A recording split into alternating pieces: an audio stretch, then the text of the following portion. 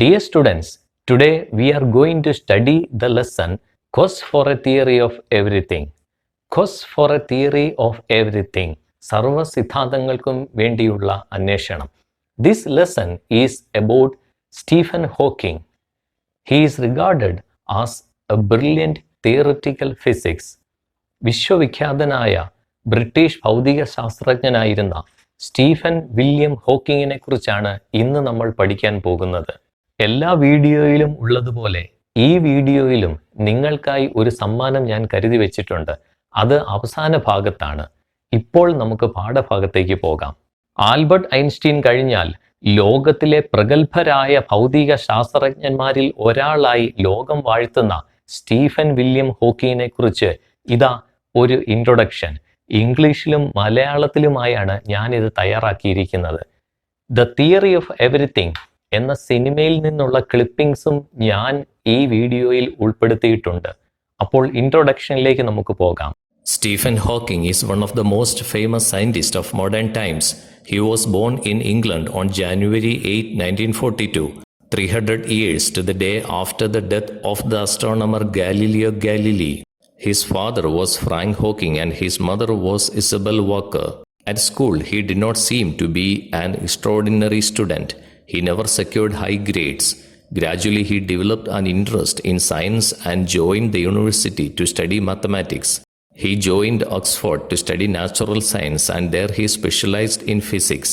When Stephen Hawking was just 21 years old, he was diagnosed with amyotrophic lateral sclerosis. He was not expected to live more than 2 years. Yet Hawking defied the odds by attaining his PhD and also forging new roads into the understanding of the universe. Despite being wheelchair bound and dependent on a computerized voice system for communication, Hawking continued his research into theoretical physics. He also took up public lectures and extensive program of travel following the illness. Stephen Hawking married Jane Weil in 1965 after meeting at a party in 1962, and the couple went on to have 3 children. Stephen made many important contributions to the world of science. He developed theories about how the world began and furthered our understanding of black holes, stars, and the universe. The physicist tried his hand at writing too. His book Brief History of Time became a bestseller and sold more than 10 million copies. A Brief History of Time is Stephen Hawking's way of explaining the most complex concepts and ideas of physics, such as space, time, black holes, planets, stars, and gravity, to the average man, so that even you and I can better understand how our planet was created, where it came from, and where it's going. Professor Stephen Hawking has 13 honorary degrees. Stephen has received many awards for his work, including the 1979 Albert Einstein Medal, the Order of the British Empire in 1982, and the 1988 Wolf Prize in Physics. Stephen Hawking died peacefully at the age of 76 at home on 14 March 2018 in Cambridge. Stephen Hawking was probably one of the most well-known minds in history, as he inspired the world with his courage as much as he did through his work. He was a great scientist and an extraordinary man whose work and legacy will live on for many years. He had an amazing mind, incredible determination, and didn't let his illness stand in his way. As pointed out by many, he hasn't died. He has just figured out a way to go into some unknown dimension. Or maybe he is just traveling in time and having fun. വിഖ്യാതനായ British ഭൗതിക ശാസ്ത്രജ്ഞനായിരുന്നു Stephen William Hawking. ഇംഗ്ലണ്ടിലെ ഓക്സ്ഫോർഡിൽ Frank Isabel എന്നിവരുടെ ആദ്യ മകനായി 1942 January 8 Hawking ജനിച്ചത്. ഗാലീലിയോയുടെ 300-ാം ചരമവാർഷിക ദിനത്തിലാണ് ഹോക്കിങ്ങിന്റെ ജനനമെന്നത് യാദൃശ്ചികം. സ്കൂളിലായിരിക്കെ വായിക്കാൻ പഠിക്കുന്നതിൽ പരാജയപ്പെട്ടതിനെ തുടർന്ന് അദ്ദേഹത്തിന് കുറ്റപ്പെടുത്തലുകൾ കേൾക്കേണ്ടി വന്നിട്ടുണ്ട്. 17-ാം വയസ്സിൽ ഓക്സ്ഫോർഡ് യൂണിവേഴ്സിറ്റിയിൽ നിന്ന് ഭൗതിക ശാസ്ത്രത്തിൽ ബിരുദം നേടി. കേംബ്രിഡ്ജിൽ ഗവേഷണ ബിരുദത്തിന് പഠിച്ചുകൊണ്ടിരിക്കുന്നതിനിടെയാണ് കൈകാലുകൾ തളർന്നു പോകാൻ കാരണമായ നാഡീരോഗം അദ്ദേഹത്തെ ബാധിച്ചത്. മാംസപേശികളെ നിയന്ത്രിക്കുന്ന ഞരമ്പ് പ്രവർത്തനരഹിതമാവുന്നതാണ് രോഗം. ശരീരത്തിന്റെ ചലനശേഷി നഷ്ടപ്പെട്ടുകൊണ്ടിരുന്ന അദ്ദേഹത്തിന് അന്ന് ഡോക്ടർമാർ വിധിച്ചത് പരമാവധി 1-2 വർഷത്തെ ജീവിതമാണ്. എന്നാലും തളരാത്ത മനസ്സുമായി സ്റ്റീഫൻ ഹോക്കിംഗ് വിധിയോട് പൊരുതി.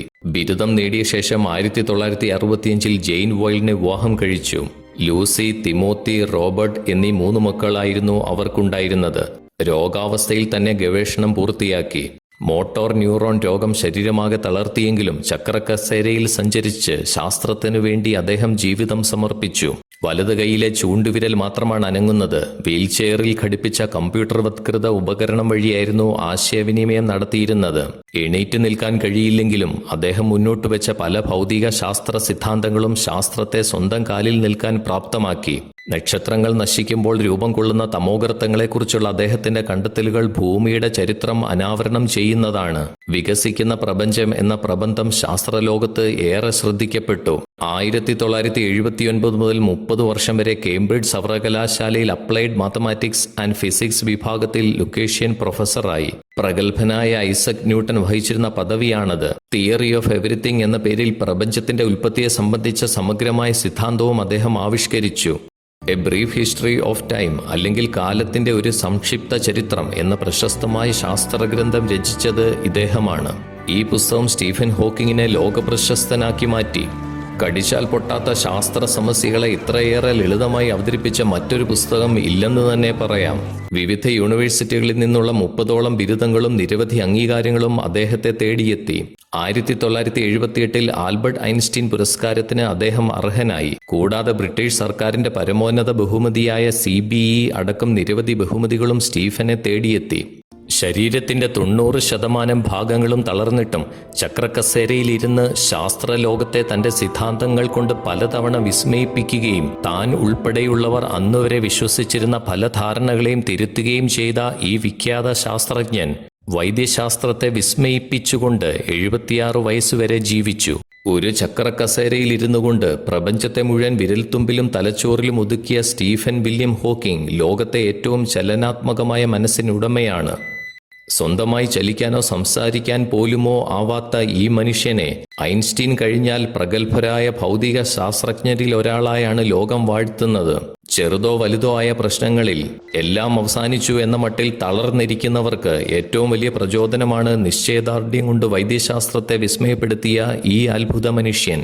76 വയസ്സിൽ ലോകത്തിന്റെ മുൻപിൽ മരിച്ചെങ്കിലും കാലത്തിന്റെ ഇടനാഴികളിൽ സമയത്തിന്റെ മറ്റൊരു തലത്തിൽ പ്രവേശിക്കുക മാത്രമാണ് ചെയ്തതെന്നും ആ അവസ്ഥയിൽ നിന്നുകൊണ്ട് ആ ലോകം ആസ്വദിക്കുക മാത്രമാണ് അദ്ദേഹം ഇപ്പോൾ ചെയ്യുന്നത് എന്ന് ആരാധകർ വിശ്വസിക്കുന്നു. പ്രമുഖ എഴുത്തുകാരിയും ജീവചരിത്ര ഗ്രന്ഥങ്ങൾ തയ്യാറാക്കിയിട്ടുള്ളതും മറ്റു ശാസ്ത്ര ഗ്രന്ഥങ്ങൾ രചിച്ച വ്യക്തിയുമായ Kitty Gail Ferguson Stephen William ഹോക്കിങ്ങിനെ കുറിച്ച് എന്താണ് പറയുന്നതെന്ന് നമുക്ക് നോക്കാം. പാഠം തുടങ്ങുന്നതിന് മുമ്പ് ചെറിയൊരു ഇൻട്രൊഡക്ഷൻ ഉണ്ട്, നമുക്ക് നോക്കാം. Read and reflect. വായിക്കുക, ചിന്തിക്കുക. Doctor Kalam exhorts everybody to be unique in his or her own way. എല്ലാവരും തനതായ വ്യക്തിത്വത്തിന് ഉടമയാകണമെന്ന് അബ്ദുൾ കലാം നമ്മെ ഉദ്ബോധിപ്പിക്കുന്നു. There are many people who have proved their uniqueness even while fighting adversities and limitations. പലതരത്തിലുള്ള പോരായ്മകളും പ്രതികൂല സാഹചര്യങ്ങളും ഉണ്ടെങ്കിലും നിരവധി ആൾക്കാർ അവയെല്ലാം തരണം ചെയ്ത് തനതായ വ്യക്തിത്വത്തിന് ഉടമകളായിട്ടുണ്ട്. Stephen Hawking's profile reveals how he has overcome his disabilities to become the supernova of physics. തൻ്റെ ശാരീരികമായ വൈകല്യങ്ങൾ തരണം ചെയ്തുകൊണ്ട് ഭൗതിക ശാസ്ത്രത്തിലെ നക്ഷത്ര ശോഭയായി സ്റ്റീഫൻ ഹോക്കിംഗ് എങ്ങനെ മാറി എന്ന് ഈ ചെറു വിവരണം വെളിപ്പെടുത്തുന്നു. പുതിയ വാക്കുകൾ നമുക്ക് പഠിക്കാം. എക്സോട്സ്, ശക്തിയായി പ്രേരിപ്പിക്കുക. അഡ്വേഴ്സിറ്റീസ്, പ്രതികൂലമായവ.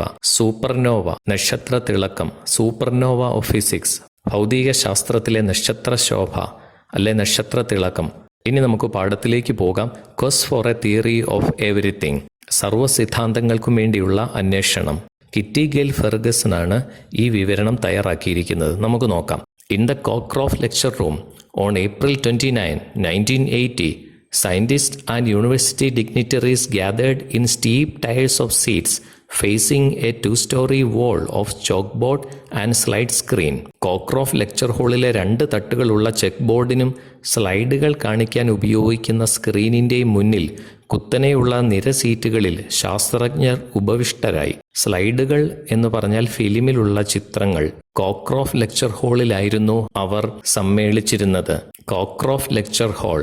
ആ ലെക്ചർ ഹാളിന് കോക്രോഫ് ലെക്ചർ ഹാൾ എന്നാണ് പേര്. കോക്രോഫ് ലെക്ചർ ഹാൾ എന്ന് പേര് വരാൻ കാരണം സർ ജോൺ ഡഗ്ലസ് കോക്രോഫ്റ്റ് ആണ്. അദ്ദേഹം 1897 ജനിച്ച് 1967 അന്തരിച്ച പ്രമുഖനായ ശാസ്ത്രജ്ഞനും എഞ്ചിനീയറുമായിരുന്നു. കൂടാതെ 1951 അദ്ദേഹത്തിന് നോബൽ പ്രൈസ് പുരസ്കാരവും കിട്ടിയിട്ടുണ്ട്.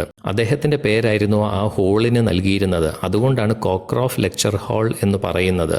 ഇതാണ് കേംബ്രിഡ്ജ് സർവകലാശാലയിലെ പ്രശസ്തമായ കോക്രോഫ് ലെക്ചർ ഹാൾ. മഹാനായ സ്റ്റീഫൻ ഹോക്കിംഗ് ഇവിടെയാണ് പ്രസംഗിച്ചത്. കേംബ്രിഡ്ജിലെ കാവൻഡിഷ് ലാബറേറ്ററി ബിൽഡിംഗിൽ ആണ് സർ ജോൺ ഡഗ്ലസ് കോക്രോഫ്റ്റ് എന്ന ഭൗതിക ശാസ്ത്രജ്ഞന്റെ പേരിലുള്ള ഈ ലെക്ചർ ഹാൾ. കുത്തനെയുള്ള നിര സീറ്റുകളും എഴുതുവാൻ വേണ്ടിയുള്ള ചോക്ക് ബോർഡും സ്ലൈഡുകൾ കാണിക്കുവാൻ വേണ്ടിയുള്ള സ്ക്രീനും ഈ ചിത്രത്തിൽ നമുക്ക് കാണാവുന്നതാണ്. ആദ്യത്തെ പാരഗ്രാഫിന്റെ രണ്ടാമത്തെ സെന്റൻസിലേക്ക് നമുക്ക് പോകാം. The occasion was the inaugural lecture by a new Lucasian professor of mathematics, the 38-year-old mathematician and physicist Stephen Hawking. ഒരു ഉദ്ഘാടന പ്രഭാഷണത്തിനായി ലുക്കേസിയൻ പ്രൊഫസർ ആയ 38 വയസ്സ് പ്രായമുള്ള ഗണിതശാസ്ത്രജ്ഞൻ സ്റ്റീഫൻ ഹോക്കിംഗ് എത്തിയ അവസരമായിരുന്നു അത്. പുതിയ വാക്കുകൾ നോക്കാം. സ്റ്റീപ്പ് ടയേഴ്സ് ഓഫ് സീറ്റ്സ്, കുത്തനെയുള്ള നിര സീറ്റുകൾ. സ്ലൈഡ്, ഫിലിമിലുള്ള ചിത്രം. ഡിഗ്നിറ്ററീസ്, വിശിഷ്ട വ്യക്തികൾ. ഇനാഗുറൽ ലെക്ചർ, ഉദ്ഘാടന പ്രഭാഷണം. കേംബ്രിഡ്ജ് യൂണിവേഴ്സിറ്റിയിലെ ഗണിതശാസ്ത്ര പഠന വകുപ്പിന്റെ തലവനായിരുന്നു സ്റ്റീഫൻ ഹോക്കിംഗ്. അതിനു മുമ്പ് ആ സ്ഥാനം അലങ്കരിച്ചിരുന്നത് മഹാനായ ഐസക് ന്യൂട്ടൺ ആയിരുന്നു. 26-ാം വയസ്സിലാണ് മഹത്തായ ആ പദവിയിൽ ഐസക് ന്യൂട്ടൺ എത്തിയത്. ഗണിതശാസ്ത്ര വിഭാഗത്തിലുള്ള പ്രൊഫസർമാരെയാണ് ലുക്കേസിയൻ പ്രൊഫസർ ഓഫ് മാത്തമാറ്റിക്സ് എന്ന് പറയുന്നത്. കേംബ്രിഡ്ജ് യൂണിവേഴ്സിറ്റിയിലെ പാർലമെന്റ് അംഗവും ഗണിതശാസ്ത്ര വിഭാഗം സ്ഥാപിച്ച വ്യക്തിയുമായ ഹെൻറി ലൂക്കസ് എന്ന പേരിൻ്റെ ഓർമ്മയ്ക്കായിട്ടാണ് ലുക്കേസിയൻ പ്രൊഫസർ എന്ന് പറയുന്നത്. സെക്കൻഡ് പാരഗ്രാഫിലേക്ക് നമുക്ക് പോകാം. The title of the lecture was a question: Is the end in sight for theoretical physics? This was the question posed by Stephen Hawking in his inaugural lecture at the University of Cambridge. ആ സമ്മേളനത്തിന്റെ പേര് തന്നെ സൈദ്ധാന്തികമായ ഊർജ്ജതന്ത്രത്തിന്റെ അവസാനം കാണാൻ പറ്റുന്നുണ്ടോ എന്നതാണ്. ഈ ചോദ്യമാണ് സ്റ്റീഫൻ ഹോക്കിംഗ് പ്രഭാഷണ വേദിയിൽ അവതരിപ്പിച്ചത്. Hawking startled his listeners by announcing that he thought it was. He startled his audience by telling them that there was an end in sight for theoretical physics. സൈദ്ധാന്തികമായ ഊർജ്ജതന്ത്രത്തിന് അവസാനം നിശ്ചയമായും ഉണ്ട് എന്ന് പറഞ്ഞുകൊണ്ട് സ്റ്റീഫൻ ഹോക്കിംഗ് പ്രേക്ഷകരെ ഞെട്ടിപ്പിച്ചു.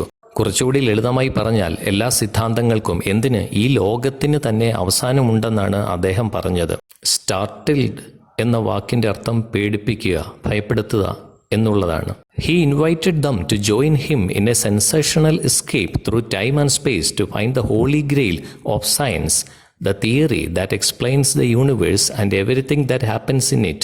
He invited them to join him in a sensational escape through time and space to find the holy grail of science. ഊർജ്ജതന്ത്രത്തിന്റെ holy grail കണ്ടുപിടിക്കാനുള്ള സമയത്തിന്റെയും കാലത്തിന്റെയും ഇടയിലൂടെയുള്ള ഒരു ഉദ്വേഗജനകമായ ഒളിച്ചോട്ടത്തിൽ അല്ലെങ്കിൽ യാത്രയിൽ പങ്കുചേരാൻ അദ്ദേഹം അവിടെ സമ്മേളിച്ചവരെയെല്ലാം ക്ഷണിച്ചു. ഹോളി ഗ്രെയിൽ എന്ന് പറയുന്നത് അവസാനത്തെ തിരുവത്താഴ് സമയത്ത് ക്രിസ്തു ഉപയോഗിച്ച പാത്രമാണ്. പുരാവസ്തു ഗവേഷകർ ഒരുപാട് നാളായി തിരയുന്നതും പുരാവസ്തു ശാസ്ത്രവുമായി ബന്ധപ്പെട്ട് ഒരുപാട് പ്രാധാന്യമുള്ളതും വലിയ അത്ഭുതശക്തി ഉണ്ടെന്ന് ചിലർ വിശ്വസിക്കുന്നതുമായ ഒന്നാണ് ഹോളി ഗ്രെയിൽ. കുരിശിൽ കിടന്നു മരിച്ച ക്രിസ്തുവിന്റെ രക്തം അരിമത്തിയാക്കാരനായ ജോസഫ് ആ കപ്പിൽ ശേഖരിച്ചുവത്രേ. പക്ഷേ ഒരിക്കലും ആരും ഇതുവരെ ആ പാനപാത്രം കണ്ടെത്തിയിട്ടില്ല.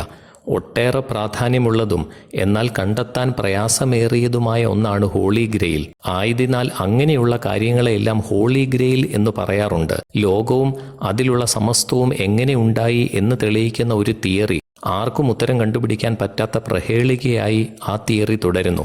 അപ്പോൾ നമുക്ക് ആ തിയറിക്ക് ഹോളി ഗ്രെയിൽ എന്ന് പറയാം. കാരണം കണ്ടുപിടിക്കാൻ പറ്റാത്ത എന്തോ ഒന്ന്. ഹോളി ഗ്രെയിൽ, ഇവിടെ ഹോളി ഗ്രെയിൽ എന്നതുകൊണ്ട് ഉദ്ദേശിക്കുന്നത് the theory that explains the universe and everything that happens in it. ലോകവും അതിലുള്ള സമസ്തവും എങ്ങനെ ഉണ്ടായി എന്ന് തെളിയിക്കുന്ന ഒരു തിയറി. എത്ര അന്വേഷിച്ചാലും കണ്ടുപിടിക്കാൻ പറ്റാത്ത തിയറി. നമുക്ക് പുതിയൊരു വാക്കുകൂടി പഠിക്കാം, സെൻസേഷണൽ, ഉദ്വേഗജനകമായ. ഈ പാരഗ്രാഫുമായി ബന്ധപ്പെട്ട ഒരു ചോദ്യമുണ്ട്. How did Hawking startle the audience? എങ്ങനെയാണ് സ്റ്റീഫൻ ഹോക്കിംഗ് പ്രേക്ഷകരെ ഞെട്ടിപ്പിച്ചത്? Stephen Hawking startle his audience by telling them that there was an end in sight for theoretical physics. സൈദ്ധാന്തികമായ ഊർജ്ജതന്ത്രത്തിന് അവസാനം നിശ്ചയമായും ഉണ്ട് എന്ന് പറഞ്ഞുകൊണ്ടാണ് സ്റ്റീഫൻ ഹോക്കിംഗ് പ്രേക്ഷകരെ ഞെട്ടിപ്പിച്ചത്. മൂന്നാമത്തെ പാരഗ്രാഫിലേക്ക് നമുക്ക് പോകാം. Stephen Hawking sat silently in a wheelchair while one of his students read his lecture to the assembled company. Stephen Hawking തന്റെ ചക്രക്കസേരയിൽ നിശബ്ദനായി ഇരുന്നു. അദ്ദേഹത്തിന്റെ ഒരു വിദ്യാർത്ഥിയായിരുന്നു അദ്ദേഹത്തിനു വേണ്ടി അദ്ദേഹത്തിന്റെ പ്രഭാഷണം വായിച്ചത്. Judged by appearance alone, Hawking didn't seem a promising choice to lead any adventure. പുറമേയുള്ള രൂപം നോക്കി വിധിച്ചാൽ നേരത്തെ പറഞ്ഞതുപോലെയുള്ള വലിയൊരു സാഹസിക യാത്രയ്ക്കൊന്നും അല്ലെങ്കിൽ സംരംഭത്തിനൊന്നും അദ്ദേഹത്തിന് പറ്റുമെന്ന് പറയാൻ കഴിയില്ല. ഈ പാരഗ്രാഫുമായി ബന്ധപ്പെട്ട് ചോദ്യങ്ങളുണ്ട്. Stephen Hawking did not appear to be a promising choice to lead any adventure. Why? എന്തുകൊണ്ടാണ് ഒരു സാഹസികമായ കാര്യത്തെ നയിക്കാൻ പറ്റുന്ന വ്യക്തിയായി അദ്ദേഹത്തെ ആർക്കും തോന്നാതിരുന്നത്? Hawking sat in a wheelchair and it was one of his students who read out his lecture. Stephen Hawking തന്റെ ചക്രക്കസേരയിൽ നിശബ്ദനായി ഇരുന്നു. അദ്ദേഹത്തിന്റെ ഒരു വിദ്യാർത്ഥിയായിരുന്നു അദ്ദേഹത്തിനു വേണ്ടി അദ്ദേഹത്തിന്റെ പ്രഭാഷണം വായിച്ചത്. His appearance was not healthy. അത്ര ആരോഗ്യകരമായ രൂപമല്ലായിരുന്നു അദ്ദേഹത്തിൻ്റേത്. So he did not appear to be a promising choice to lead any adventure. അതുകൊണ്ടാണ് വലിയൊരു സാഹസിക സംരംഭത്തിനൊന്നും അദ്ദേഹത്തിന് പറ്റുമെന്ന് പറയാൻ കഴിയില്ല എന്ന് പറഞ്ഞത്. പുതിയ വാക്ക് നമുക്ക് നോക്കാം. പ്രോമിസിംഗ് ചോയ്സ്, വിജയസാധ്യതയുള്ള ഉചിതമായ കാര്യം. വീണ്ടും മറ്റൊരു ചോദ്യം കൂടി ചോദിച്ചിരിക്കുന്നു. Can a person be judged by appearance alone? Justify your response. ബാഹ്യരൂപം കൊണ്ട് മാത്രം ഒരാളെ വിലയിരുത്താനാവുമോ? നിങ്ങളുടെ ഉത്തരം ന്യായീകരിക്കുക. No, judging someone on appearance is not good because we don't know their story. പറ്റില്ല. ബാഹ്യരൂപം കൊണ്ട് നമുക്കൊരാളെ വിലയിരുത്തുന്നത് ശരിയല്ല, കാരണം നമുക്ക് ആ വ്യക്തിയുടെ കഥ അറിയില്ല. People should pay attention to a person's wisdom and attitude. ജനങ്ങൾ ഒരു വ്യക്തിയുടെ അറിവും കാഴ്ചപ്പാടുമാണ് ശ്രദ്ധിക്കേണ്ടത്. In this generation, so many people in the world always judge people through their appearance and not what is on the inside. ഇന്നത്തെ തലമുറയിലെ ഒരുപാട് ആൾക്കാർ ഉള്ളിലുള്ളതറിയാതെ ബാഹ്യരൂപം കൊണ്ട് ആൾക്കാരെ വിലയിരുത്തുന്നു. Appearance does not give you the true nature of a person. ബാഹ്യരൂപം ഒരു വ്യക്തിയുടെ യഥാർത്ഥ പ്രകൃതം കാണിക്കില്ല. A person with a bad appearance can be a great person. വിരൂപനായ ഒരാൾ ഒരുപക്ഷെ വലിയൊരു മനുഷ്യനായിരിക്കാം. നാലാമത്തെ പാരഗ്രാഫിലേക്ക് നമുക്ക് പോകാം. Stephen William Hawking was born on 8 January 1942 in Oxford, England. 1942 January 8 ഇംഗ്ലണ്ടിലെ ഓക്സ്ഫോർഡിലായിരുന്നു സ്റ്റീഫൻ ഹോക്കിംഗ് ജനിച്ചത്. It was exactly 300 years after the death of ഗാലിലിയോ, the father of modern science. ഗാലിലിയോയുടെ ചരമവാർഷിക ദിനത്തിൽ തന്നെയായിരുന്നു സ്റ്റീഫൻ ഹോക്കിംഗ് ജനിച്ചത്. ഗാലിലിയോ ആരാണ്? Father of modern science, Italian astronomer, physicist and engineer. 1564 February 15 ജനിച്ച് 1642 ജാനുവരി 8 അന്തരിച്ച മഹാനായ ശാസ്ത്രജ്ഞനായിരുന്നു ഗാലിലിയോ ഗാലിലി. ഭൗതിക ശാസ്ത്രജ്ഞൻ, വാനനിരീക്ഷകൻ, ജ്യോതിശാസ്ത്രജ്ഞൻ, തത്വചിന്തകൻ എന്നീ നിലകളിലൊക്കെ കഴിവ് തെളിയിച്ച ഇറ്റലിക്കാരനായിരുന്നു അദ്ദേഹം. മരിച്ച് 350 കൊല്ലം കഴിഞ്ഞിട്ടും ലോകത്തെ ഏറ്റവും വലിയ ശാസ്ത്രജ്ഞന്മാരുടെ കൂട്ടത്തിലാണ് ഗാലിലിയോയുടെ സ്ഥാനം. പ്രകൃതിയെ സംബന്ധിച്ച പല പഴയ വിശ്വാസങ്ങളും തെറ്റാണെന്ന് ആദ്യമായി തെളിയിച്ചത് അദ്ദേഹമായിരുന്നു. അഞ്ചാമത്തെ പാരഗ്രാഫിലേക്ക് നമുക്ക് പോകാം. Frank and Isabel Hawking, Stephen's parents were not wealthy but they believed in the value of education. സ്റ്റീഫന്റെ മാതാപിതാക്കളായ ഫ്രാങ്കും ഇസബൽ ഹോക്കിങ്ങും അത്ര സമ്പന്നരായിരുന്നില്ല, പക്ഷേ അവർ വിദ്യാഭ്യാസത്തിന്റെ പ്രാധാന്യത്തിൽ വിശ്വസിക്കുന്നവരായിരുന്നു. So they plan for Stephen to go to Westminster, a famous public school in the heart of London. അതിനാൽ ലണ്ടൻ നഗരത്തിലെ പ്രശസ്തമായ വെസ്റ്റ്മിനിസ്റ്ററിൽ സ്റ്റീഫനെ അയക്കാൻ അവർ പദ്ധതിയിട്ടു. Unfortunately Stephen was ill at the time of the scholarship examination for Westminster. എന്നാൽ നിർഭാഗ്യവശാൽ വെസ്റ്റ്മിനിസ്റ്ററിൽ അഡ്മിഷൻ കിട്ടേണ്ട സ്കോളർഷിപ്പ് പരീക്ഷ അസുഖമായതിനാൽ അദ്ദേഹത്തിന് എഴുതാൻ സാധിച്ചില്ല. Therefore he attended the local Saint Alban school. ആയതിനാൽ സ്റ്റീഫൻ വീടിനടുത്തുള്ള സെയിന്റ് ആൽബൻ സ്കൂളിൽ ചേർന്ന് പഠിച്ചു. ആറാമത്തെ പാരഗ്രാഫിലേക്ക് നമുക്ക് പോകാം. By the time he was 8, he was thinking seriously about becoming a scientist. 8 വയസ്സായപ്പോൾ തന്നെ സ്റ്റീഫൻ ഒരു ശാസ്ത്രജ്ഞനാകാൻ ഗൗരവപൂർവ്വം ചിന്തിച്ചിരുന്നു. Frank Hawking encouraged his son to follow him into medicine, but Stephen found biology too imprecise. Frank മകനായ സ്റ്റീഫനെ വൈദ്യശാസ്ത്രം പഠിക്കാൻ പ്രോത്സാഹിപ്പിച്ചു. എന്നാൽ ബയോളജി, ജീവശാസ്ത്രത്തെ അവ്യക്തമായ കൃത്യതയില്ലാത്തതായി സ്റ്റീഫൻ കണ്ടു. ഇംപ്രിസൈസ് എന്ന വാക്ക് നമുക്ക് നോക്കാം. അതിൻ്റെ അർത്ഥം കൃത്യതയില്ലാത്ത. He wanted a subject in which he could look for exact answers and get to the root of things. ശരിയായ ഉത്തരങ്ങൾ കിട്ടുന്നതും കാര്യങ്ങളുടെ അടിസ്ഥാനം വരെ അറിയാൻ സാധിക്കുന്നതുമായ ഒരു വിഷയം എടുക്കാനായിരുന്നു സ്റ്റീഫൻ ആഗ്രഹിച്ചിരുന്നത്. What do you learn about Stephen Hawking's childhood? ഹോക്കിങ്സിന്റെ ചെറുപ്പകാലത്തെക്കുറിച്ച് നിങ്ങൾക്ക് എന്തറിയാം? Stephen William Hawking was born on 8 January 1942 in Oxford, England. 1942 ജനുവരി 8 ഇംഗ്ലണ്ടിലെ ഓക്സ്ഫോർഡിലാണ് സ്റ്റീഫൻ ഹോക്കിംഗ് ജനിച്ചത്. Stephen's parents believed in the value of education. സ്റ്റീഫന്റെ മാതാപിതാക്കളായ ഫ്രാങ്കും ഇസബൽ ഹോക്കിങ്ങും വിദ്യാഭ്യാസത്തിന്റെ പ്രാധാന്യത്തിൽ വിശ്വസിക്കുന്നവരായിരുന്നു. So they gave him proper education. അതിനാൽ സ്റ്റീഫന് വേണ്ട വിദ്യാഭ്യാസം അവർ നൽകി. By the time he was 8, he was thinking seriously about becoming a scientist.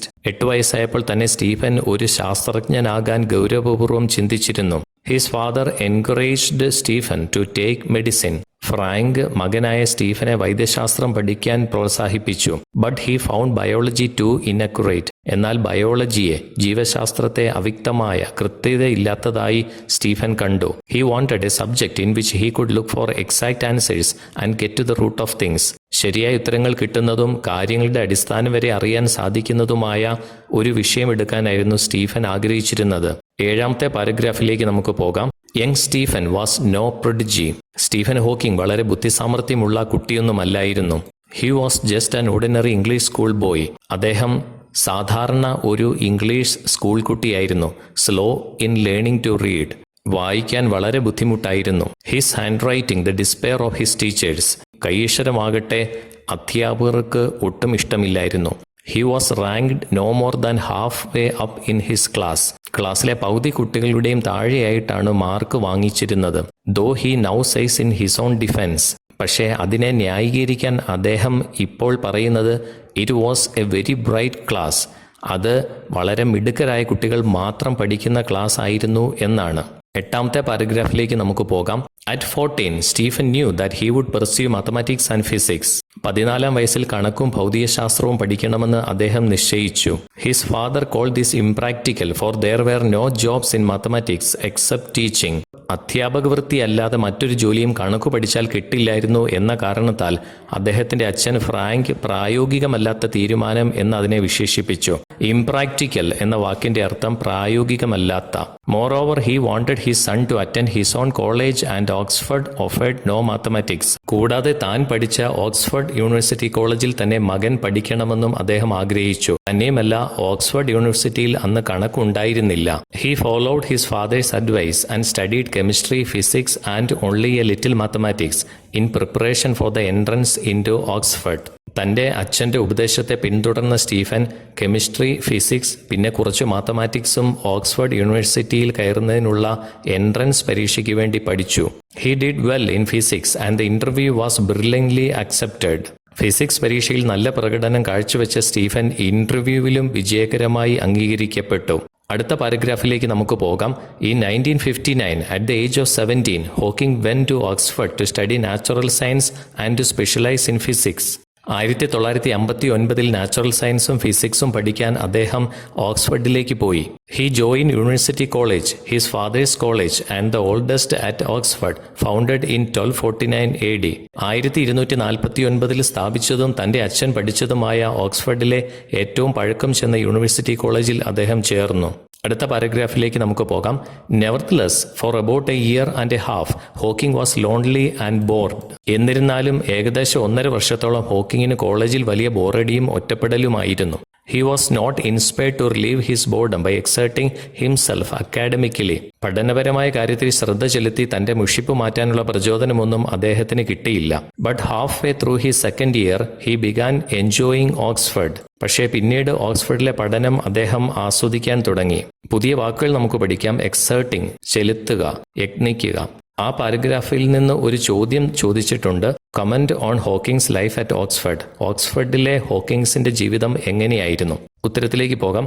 Four about a year and a half, Hawking was lonely and bored. ഏകദേശം 1.5 വർഷത്തോളം ഹോക്കിങ്ങിന് കോളേജിൽ വലിയ ബോറടിയും ഒറ്റപ്പെടലുമായിരുന്നു. He was not inspired to relieve his boredom by exerting himself academically. പഠനപരമായ കാര്യത്തിൽ ശ്രദ്ധ ചെലുത്തി തന്റെ മുഷിപ്പ് മാറ്റാനുള്ള പ്രചോദനമൊന്നും അദ്ദേഹത്തിന് കിട്ടിയില്ല. But halfway through his second year, he began enjoying Oxford. പക്ഷെ പിന്നീട് ഓക്സ്ഫോർഡിലെ പഠനം അദ്ദേഹം ആസ്വദിക്കാൻ തുടങ്ങി. അടുത്ത പാരഗ്രാഫിലേക്ക് നമുക്ക് പോകാം. He became popular and well accepted among his peers. തന്റെ സഹപാഠികളുടെ ഇടയിൽ അദ്ദേഹം അംഗീകരിക്കപ്പെടുകയും സമ്മതനാകുകയും ചെയ്തു. They remember him as lively, buoyant and adaptable. എപ്പോഴും ഉത്സാഹത്തോടെയും സന്തോഷത്തോടെയും പരിതസ്ഥിതികളോട് യോജിച്ചുകൊണ്ട് പോകുന്ന സ്റ്റീഫനെ കൂട്ടുകാർ ഓർക്കുന്നു. He wore his hair long, was famous for his wit. He wore his hair long.